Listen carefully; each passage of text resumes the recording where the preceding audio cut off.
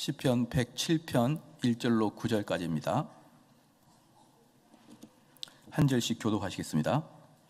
여호와께 감사하라. 그는 선하시며 그 인자하심이 영원하리로다.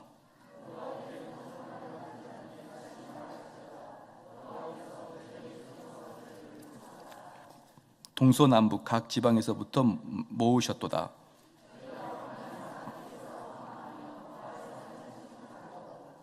줄이고 목마름으로 그 영혼이 속에서 피곤하였도다.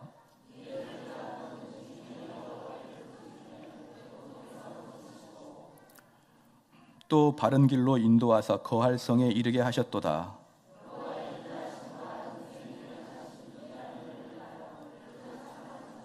다 같이 읽겠습니다.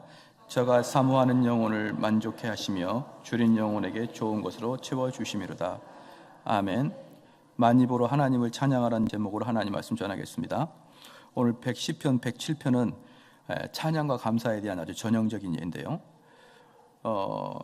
이 여호와 1절에 여호와께 감사하라. 그는 선하시며 인자하심이 영원하리로다. 그렇죠? 찬양하고 감사하는 것이죠. 그 다음에 8절에 보니까 여호와의 인자하심과 인생에게 행하신 기이한 일을 인하여 그를 찬송할지로다. 그러니까 이렇게 앞에 맨 먼저 1절에 보니까 감사하는 거 나왔죠. 그리고 8절에 보면은 또 감사에 대한 찬양이 나오죠. 이것을 우리가 성경을 볼 때 인클루전 법칙이라 그래가지고요. 맨 위와 맨 아래가 같은 내용이 있으면은 그게 주제가 되죠. 주제가 되고 그 안에 있는 것은 예화가 되겠습니다. 그 예화를 보니까 2절에 여호와께서 구속함을 받는 자는 이같이 말할지어다. 여호와께서 대적의 손에서 저희를 구속하사 동서남북 각 지방에서부터 모으셨도다. 지금 이것은 아수르와 바벨론 포로에 대한 이야기를 하고 있거든요. 아수르와 바벨론 포로를 이야기했고 그 다음에 그들을 각 처지에서 모아 하나로 모았다라고 했는데, 그럼 그 모음의 결과가 뭐냐? 그들은 감사함으로 찬양했다라고 표현하고 있습니다. 그러니까 우리 그 모든 성도들이 한 가지 꼭 좀 기억을 해야 될 게 뭐냐 그러면 구약에서나 신약에서나 그리스도인들의 전형적인 특징은 감사와 찬양이에요. 그렇죠? 그래서 여러분 사도행전 보면 바울과 실라가 온 몸에 채찍을 맞은 다음에 감옥에 들어가지 않습니까? 감옥에 던져 놓음을 받은 다음에 발에 착고를 채워서 거기 넣어놨는데 한밤중에 그들이 일어나서 무엇을 했습니까? 감사와 찬양을 나눴습니다.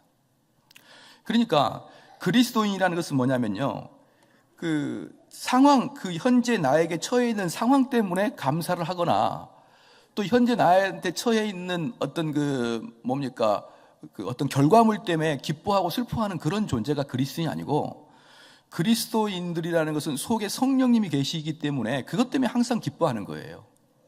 예를 들어서 저는 이런 경우를 많이 들어봤는데 뭐냐 그러면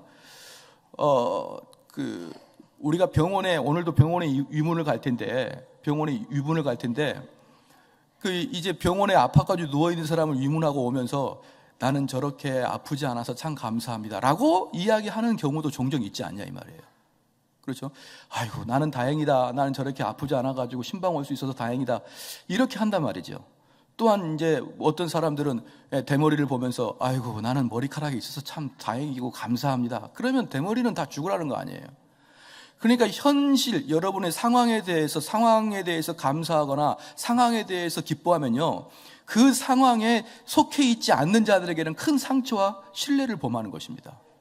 그런데 저는 많은 경우에 사람들이 감사해야지 그러면서 그 감사의 내용을 어떻게 하냐 그러면 넌 그래도 아직도 걸어 다닐 수 있지 않느냐, 넌 아직도 뭐가 있지 않느냐, 넌 가족이 있지 않느냐, 이런 식으로 해가지고 계속적으로 이 주변의 환경에 있는 것을 통해서 억지로 감사를 유도하는 경우가 많아요.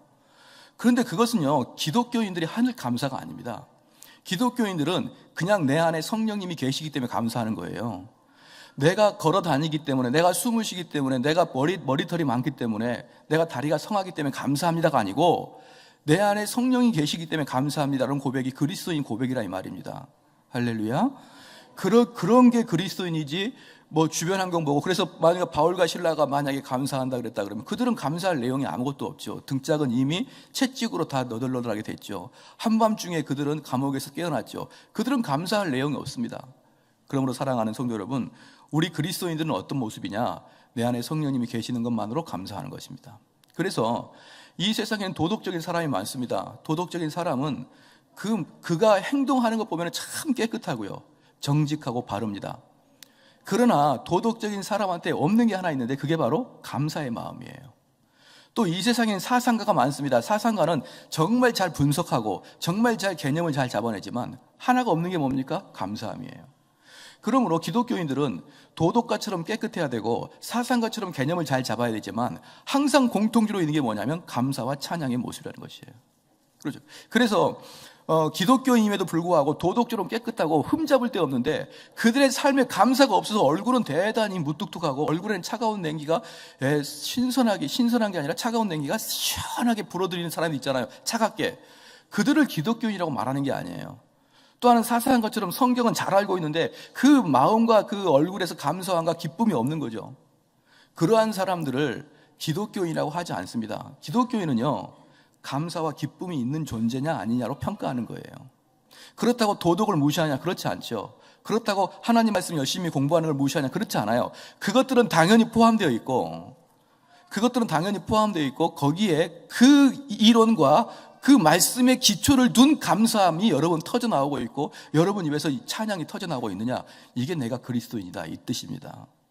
사랑하는 성도 여러분, 오늘 말씀을 빨리 마치겠는데 한 가지만 여러분에게 분명하게 말씀드릴게요. 찬양을 할 때도 감사하게 해야 됩니다. 감사하게 해야 되는데 어떻게 감사해야 되느냐? 내가 이 감사하는 마음을 가장해서 내가 1등 해야겠다, 그렇게 얼굴을 이렇게 포장하고 이렇게 해서 나 엄청 감사합니다라는 포장을 하면 되는 게 아니죠. 그렇죠? 이 마음의 감사와 참 찬양, 이 시편 찬송가대의 경연대에 서서 찬양을 부르는 것만으로도 감사하는 그러한 상태가 돼야 되는 것입니다. 오늘 일남전도에 찬양 연습하는 걸 봤어요. 우리 일남전도에 힘으로 밀고 나가고 있더라고요. 이렇게 구워야죠. 그래, 감사하죠. 힘이 있으니까 여전히. 막 무슨 어디 군대 온 줄 알았어요. 화음도 하나도 안 넣고 막 무조건 돌쇠같이 하는, 감사하지 않습니까? 그러한 것이죠. 그렇다고 뭐 그 마음만 보고 점수를 주는 건 아니에요. 또 그들의 막 감사함이 넘친다고 해서 실력적인 면은 하나도 없는데 은혜 점수 주고 그러는 게 아니죠. 어쨌든 탈락을 해도 감사하는 것이고, 등수에 들어도 감사하는 것입니다. 그래서 여러분 마음속에 기쁜 마음으로 찬양하기를 주의 이름으로 축원합니다. 기도하겠습니다. 하나님 아버지, 참으로